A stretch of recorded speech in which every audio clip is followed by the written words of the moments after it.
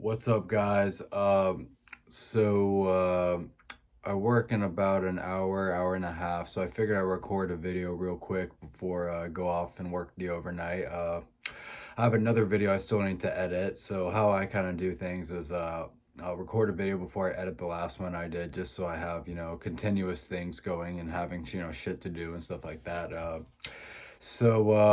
I've noticed in a lot of my videos, I'll say albums of the week, album analysis, but I'll like do the same thing with them. They're all really album analysis, no matter if it's albums of the week or albums that changed my life. I noticed a lot of my content will have different like names and stuff like that, but I basically do the same shit in every video, which I'm trying to get more diverse. I mean, obviously I want my videos to be centered around metal, physical media solely.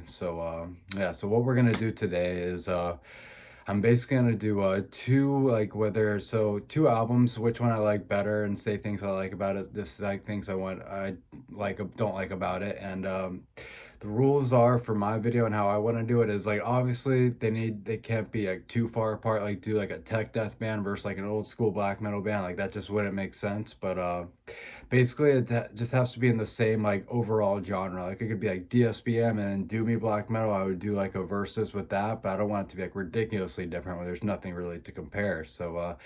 Yeah, I have three rounds of two albums that are somewhat similar, the same overall genre, but might be different, different in ways, is basically what I'm gonna do.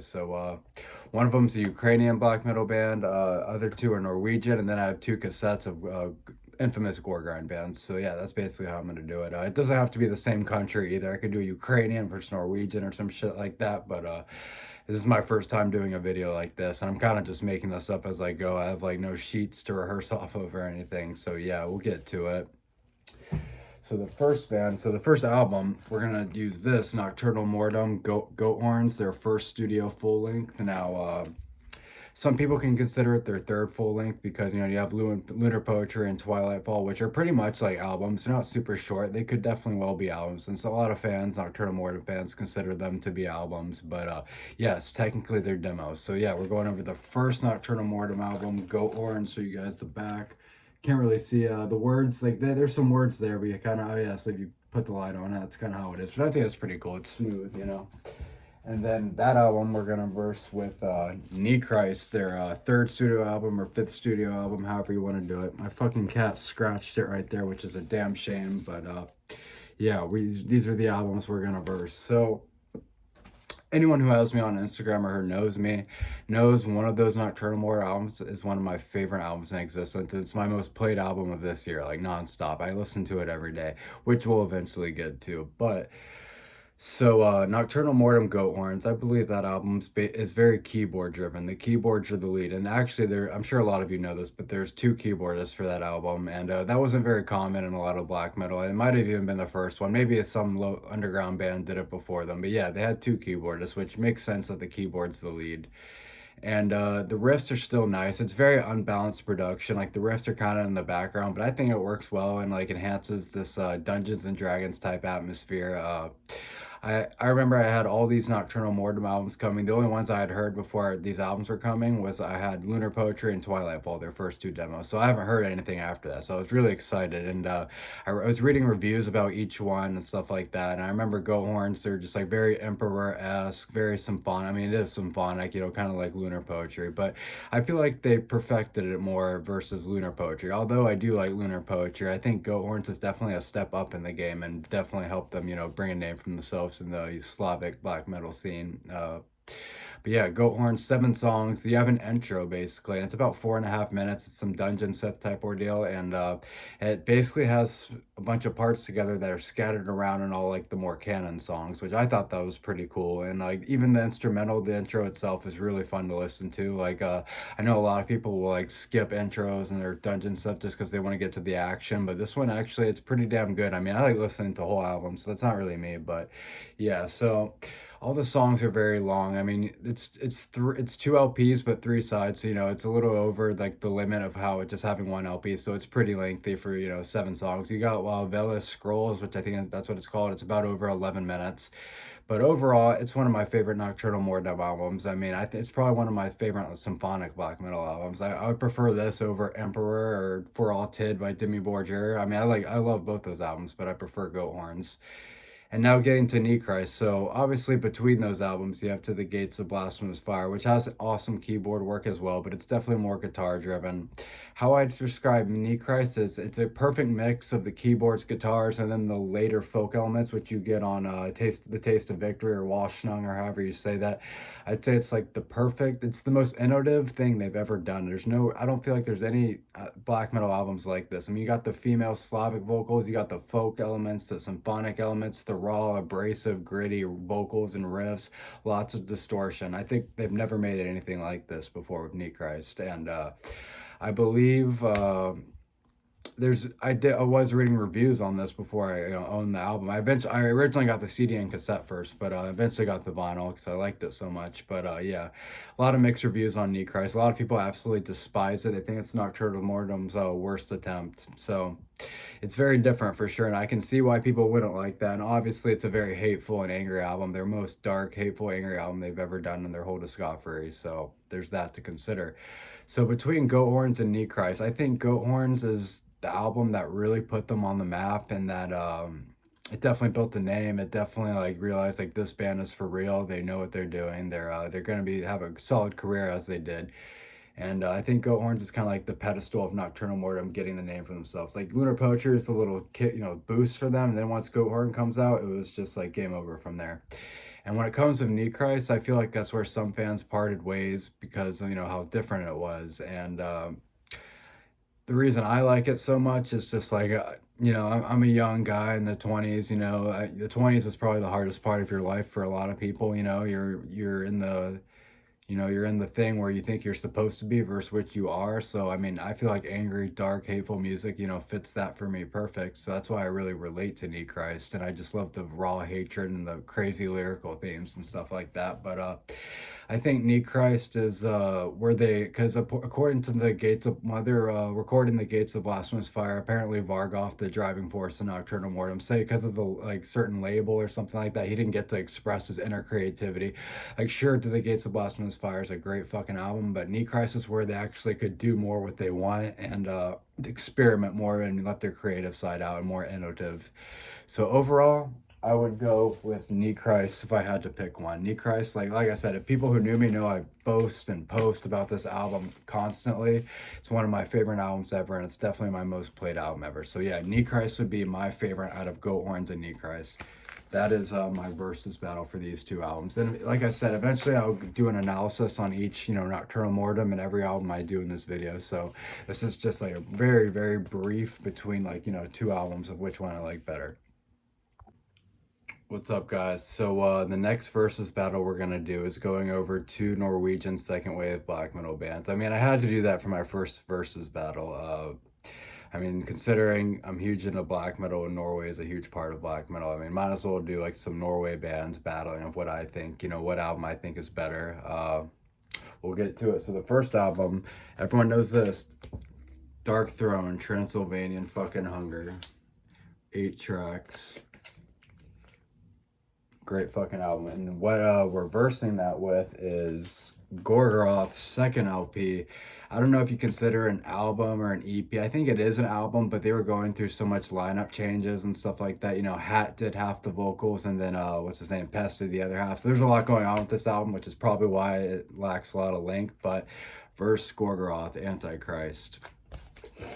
So obviously, we know Dark Throne was the head of the game before a lot of the little later Norwegian bands. I mean, you had Soulside Journey, which is their more death metal. Well, it's a death metal album, but they saw some other influences at the time, and like, oh, let's make fucking black metal. I guess it just clicked with them more, They're Norwegian bloods. Like, I gotta make some fucking black metal, but yeah, and then you get what's it called, A Blaze in the Northern Sky, Under a Funeral Moon, and by the time that those already existed, they were like one of the most popular Norwegian black metal bands. Like, I'd say by the time Under a Funeral Moon came out, like, they're obviously bigger than Mayhem since Euronymous already passed, so it's all Dark Throne at that point. That was one of the biggest legendary Norwegian bands.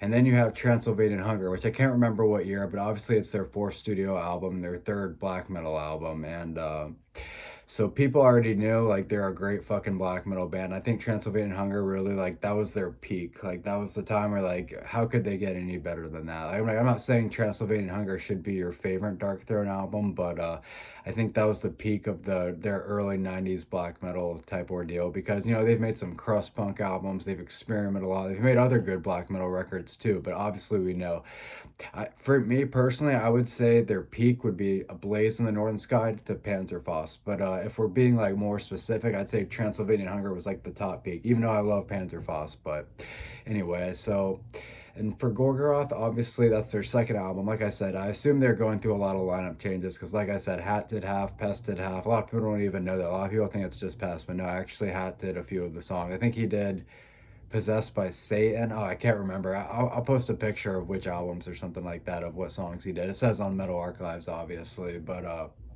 yeah. So you have songs like the self-titled Gorgoroth, which that's one of my favorite Gorgoroth songs ever. That was a song that when I heard it, I'm like, that's when I knew I like black metal. But obviously the lack of length, I mean, the intro of Antichrist is pretty pointless, just some sounds. So really, there's only like 5 songs. Then you got more of an instrumental. What's that instrumental called? I think it has Pest screaming, but that's about it. Heaven's Fall. I actually really like that instrumental. It's a cool add-on. But yeah, so I feel like that album is obviously you have Pentagram and then Under the Sign of Hell, which might be a little more important. But for me personally, out of all the Gorgoroth 3 full lengths, I think Antichrist might be my favorite just because I can't describe it honestly. It has like every reason to be like your least favorite out of those 3, but for some reason, the songs that are on that album are just some of my favorite Gorgoroth songs. So. And back to Dark Throne, that's the peak of Dark Throne. So if I had to choose one, it's honestly it's hard to say, but honestly I think I would pick Gorgoroth Antichrist because like I said, my favorite Gorgoroth album, and then Dark Throne. There's just so much good albums to choose from. Like especially from the early to late '90s. Like you have like a good 4 albums that are perfection. And as far as Dark Throne, out of all the albums I like, it's not my favorite Dark Throne album out of those first like 4 black metal records. So I guess that's why I'd lean towards more Gorgoroth, since that's my favorite out of their at least like first 3. I've actually not listened to any Gorgoroth records after Under the Sign of Hell. So Gall, I've never listened to his vocals. I've seen videos of him live, and I think he's probably a great vocalist. I have nothing against the guy. I just haven't checked him out yet, honestly. But yeah, I would go with Antichrist. I mean, I know it's kind of a weird thing to say because obviously Dark Throne's have probably a way more consistent band. They have more genre-defining albums, but if we're going with these like 2 specific albums, I mean, that's my favorite Gorgoroth album, even or EP, like I said, whatever you want to consider it. So yeah, fucking Antichrist is what I choose for which one I like better. What's up, guys? So now we're going over 2 cassettes that are infamous gore grind bands. So one of them I've listened to about 5 times. It's basically their demo version of their full length, and I've heard their full length a little more. So it's a little more raw, primitive version of their like more popular full length. It has a lot of the same songs. So it's basically the same shit, basically. So I've kind of have heard it, but kind of haven't at the same time. But and then the other album is early 90s old school gore grind band that they only made 2 albums, but those 2 albums are definitely worth listening to, so we'll get to it. So the first cassette we're gonna go over Versus is Dead Infection. I don't even remember what this is called. Start Human Slaughter. So yeah, this is basically has a bunch of songs from their full length, but just more raw primitive demo version. So yeah, fucking Start Human Slaughter. And then we have fucking Impetigo, Horror of Zombies. So Impetigo is definitely one of the first gore grind bands I got into, with Boneyard. I mean, that's their most popular song. It's a great fucking, heavy ass track. And as far as Dead Infection, this demo, I think the album sounds better. Obviously, raw is usually a better thing in extreme music, especially black metal, and not gore grind. But I just like how the vocals sound in the actual full length, but I still do appreciate the ruthless barbaric energy in this. It's just very raw, and the vocals are like so guttural and kind of like very like low, but also like strong at the same time. And and then with Impetigo, you have so many good songs on this album. Like, I mean, I Work for the Street Cleaner, great fucking song, and Wizard of Gore is my favorite Impetigo song ever. It's so catchy. It's just vocals are insane. Like I'd say this doesn't have to do with these two, but I'd say this is definitely a step up from their first album, whatever it's called. I think it's in Spanish, but the album's really fun to listen to, but the vocals can be pretty laughable at times. So I definitely, this is my favorite Empathy album, but I still love both. But yeah, so there's so many good tracks on this. Obviously, both of these bands were not huge bands in the gore grind. I mean, I'd say the biggest ones are Early Carcass, Exhumed, and stuff like that. And then you got more death grind like Mortician, which is obviously way bigger than these bands. So these bands like had their moments, but they're definitely more only real people who are into extreme music really appreciate these bands, not people who are just kind of casually into it, you know. So there's only so much you can say about both these albums. But if I had to choose between these two albums, I'd go with Impetigo. I just overall like Impetigo better, but I really like if it were Dead Infection's actual full length and not their demo, I might choose Dead Infection just because I love that fucking record. But if I had to pick between these two in specific, I'd probably go with Impetigo Horror of Zombies. Yeah, so I know that analysis was a little shorter, but you know, like I have a lot more to say about black metal, obviously, especially if it's like Nocturnal Mortem or something like that. But yeah, so this is gonna go on my YouTube, which is deathspells underscore 666. I'm gonna be posting a preview on my Instagram and TikTok, Reels, whatever. It's Antichrist Vomit Chalice, no underscores. So yeah, I appreciate you guys watching. I'll definitely try to upgrade my Versus album, whatever, because I want to be more in depth and more descriptive and stuff like that. But it obviously varies on the album because I have so many physical copies at this point that some of them I've just listened to way more and just know way more about that band and the music and stuff like that. So that's why these two were pretty brief, but I definitely overall want these more brief because I'll eventually be doing album analysis on all these. But all right, guys, thanks.